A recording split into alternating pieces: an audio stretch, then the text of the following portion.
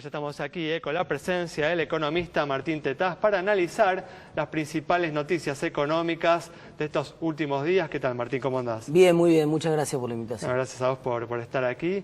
Una semana en la que se repitieron las noticias negativas sobre la marcha de la economía, en este caso del consumo, con caídas de las ventas en forma significativa en shoppings y en supermercados, del 16,6% y el 14,5% respectivamente en relación de marzo de este año en relación al mismo mes del año pasado. Martín, cuando justamente hablábamos la semana pasada también sobre la caída del nivel de actividad, también en el mes de marzo en relación al mismo mes del año anterior, manifestamos que esperamos, ¿no?, que en los próximos meses empiecen a verse datos positivos a partir, ¿no?, de la estabilización cambiaria que se ha registrado, ¿no?, en estas últimas semanas. ¿Compartís esta postura o tenés una posición distinta? Sí, además, viste, los americanos tienen una palabra mejor para noticias, viste, se dice news. News quiere decir nuevo. Claro. Nosotros tenemos el problema de que el INDEC viene medio lento con la producción de datos, entonces hoy estamos terminando el mes de mayo y tenemos los datos del mes de marzo. Entonces, digamos, ¿qué está pasando hoy? La economía está más cerca de los datos, por ejemplo, que se conocieron ayer de Orlando Ferreres, que muestra reactivación desestacionalizada en el mes de abril. Eso te iba a mencionar, vi el informe de Orlando. Entonces la economía está creciendo 1,2% contra el mes de marzo. Claro, muy concentrada con el impacto del agro, ¿no? El agro creciendo arriba del 50% contra el año pasado y contra el mes pasado, obviamente por razones estacionales. Pero aún sacando la estacionalidad le da 1,2% arriba. Entonces, quiere decir que hay un impacto importante que se va a ver en abril, seguramente en mayo también. Lo que resta ver es si para el segundo semestre, una vez que empiecen a entrar todas las cuotas de las paritarias, desaparece este efecto tan duro que estamos viendo en las estadísticas de la comparación contra el año pasado en términos de consumo, ¿no? Tal cual, tal cual. Además ya vamos a estar comparando, ¿no?, con un semestre que fue muy malo, que fue el segundo semestre del año pasado, ¿no? Sí, ahora estamos comparando contra un semestre que fue bueno, digamos, hasta el mes de mayo del año 2018 la economía venía pum para arriba, ¿no? Tal cual, exactamente. De todas formas, la pregunta no es yendo, ¿no?, más allá, tal vez no solo de estos primeros meses que vienen ahora, sino más allá de las elecciones y diciendo, bueno, ¿qué se requiere para que esta recuperación que podría venir en los próximos meses se transforme en un proceso de crecimiento sostenido? Bueno, algunas de las cosas están en ese sentido, están en ese camino, digamos. Se necesita, todos lo sabemos, se necesita estabilidad fiscal, que la Argentina no gaste más de lo que genera.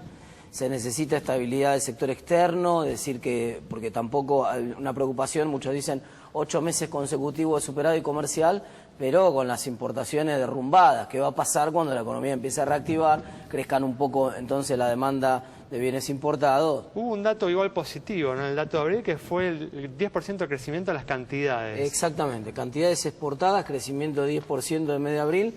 Esto, si uno mira cantidades, ya llevaba, la economía venía corrigiendo ese problema porque incluso el año pasado, 2018, con toda la sequía del campo, terminaron las exportaciones 6% arriba que las del 2015. Quiero decir, lo que pasa es que, claro, el desfase que había entre 10 años de exportaciones completamente clavadas e importaciones con elasticidad superior a las 2 unidades, digamos, elasticidad 2, quiero decir, sube el PBI 10%, suben las exportaciones 20%, las importaciones, perdón. Bueno, eso obviamente se hace insostenible. Entonces, esto de sostenibilidad que hablabas vos tiene que ver con la sostenibilidad externa, con la sostenibilidad fiscal, esencialmente. Creo que esas son las dos grandes patas, ¿no? ¿Cuánto tiene que pasar o qué tiene que pasar para que la gente empiece a sentir un alivio en el bolsillo? 3 efectos. Tiene que pasar, hay un efecto ingreso inicialmente que generó la devaluación, somos todos más pobres, y ese efecto no se va a recuperar. La discusión es si este año, cómo salimos este año. Digamos, lo del año pasado perdimos, hay que ver si este año empatamos y recuperamos algún punto de lo que perdimos el año pasado. Si proliferan las paritarias del estilo de la que cerró Metalúrgico o de la que cerró Docentes de la provincia de Buenos Aires, bueno, cuando en la medida que empiezan a entrar las cuotas paritarias, ese efecto ingreso positivo se va a notar. Después tenés el efecto precio de los bienes transables, a menos que el dólar se achanche un poco y se quede clavado en relación a la inflación, no vamos a ver bienes durables que encima son aspiracionales de la clase media en un precio que sea razonable, y eso obviamente afecta a la recuperación. Y el tercero, la incertidumbre. Hasta que no pasen las elecciones no vamos a tener panorama despejado y por lo tanto, incluso aunque te sobre un peso hoy, Vos todavía decís, no, espera, quiero ver cómo termina esta película después de noviembre y lo voy a decidir ahí. Justamente, ¿no? Hablando de las elecciones, ¿crees que la designación, ¿no?, de Alberto Fernández como el candidato del kirchnerismo acota la incertidumbre que existe justamente frente a este escenario electoral? Mira, los mercados hablaron y dijeron que no, ni muy ni tan, digamos, ¿no? O sea, el día que abrió el mercado el otro día, sí, bajaron 10 puntos el riesgo país y el dólar prácticamente 20 centavos, muy tranquilo, no hubo ni un salto que muchos esperaban, uy, se confirmó la candidatura de Cristina, el dólar se va a disparar el riesgo, no pasó. Pero tampoco pasó el Alberto moderado, que entonces ahora el mercado dice buenísimo, ya está. No pasó ninguna de las dos. Da la sensación que, por lo menos para el mercado, no hay demasiado cambio. Pero más allá del mercado, ¿cuál es tu postura? ¿No? ¿Cambió algo para vos con esta sorpresiva asignación? No cambió absolutamente nada. Pensé que podía cambiar algo vinculado a lo de Alternativa Federal, que todo esto podía ser una jugada para sumar un pedazo de Alternativa Federal y ganar en primera vuelta, que era la cuestión de Massa, pero por todo lo que pareció hoy, las declaraciones, la confirmación de las 3 candidaturas de Alternativa Federal, da la sensación que para eso tampoco sirvió, entonces me parece que no movió mucho. Y en este contexto, ¿qué podemos llamar? O sea, ¿cómo podemos definir la estabilidad cambiaria? Porque de repente hace tantos días no, pero de repente, sí, estos días sí.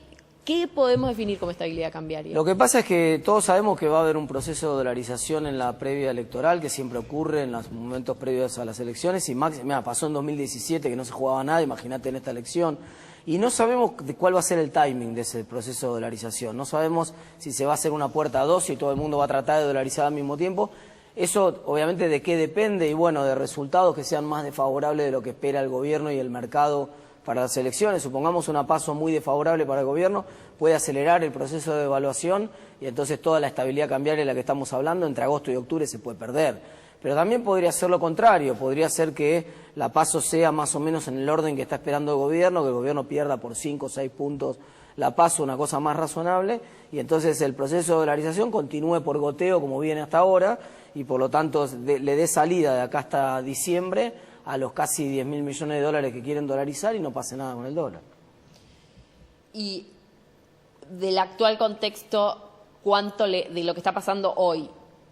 Y en base también a tu análisis respecto a lo de Alternativa Federal, ¿cuánto ves de político y cuánto de puramente económico? ¿O no hay nada puramente económico? Sí, hay porque, por ejemplo, la candidatura de Alberto despejó alguna incertidumbre porque aparecieron declaraciones de Culfas, que va a ser probablemente uno de sus principales asesores económicos, y son bastante más realistas de lo que uno pensaba. O sea, si alguien hablaba en broma de que Macri era kirchnerista con buenos modales, digamos que Alberto es kirchnerista con un poco más de realismo, ¿no? Digamos, es un kirchnerista más realista que los anteriores, y cuando uno lee lo que escribe Culfas, uno ve que se da cuenta que no hay margen para redistribución por el lado del consumo, que no hay margen para empujar la demanda por el lado del gasto. Digamos, es bastante racional respecto a las limitaciones que tiene la economía. Pues imaginarías, en caso de una victoria del kirchnerismo, un kirchnerismo más racional. Yo creo que sí, en parte porque, bueno, hijo de la necesidad, ¿no? Es decir, una cosa es la irracionalidad con la soja 600 y otra cosa es con la soja peleando para llegar a los 300, ¿no? Tal cual, tal cual. Bueno, Martín, muchas gracias por haber muchas estado gracias con nosotros.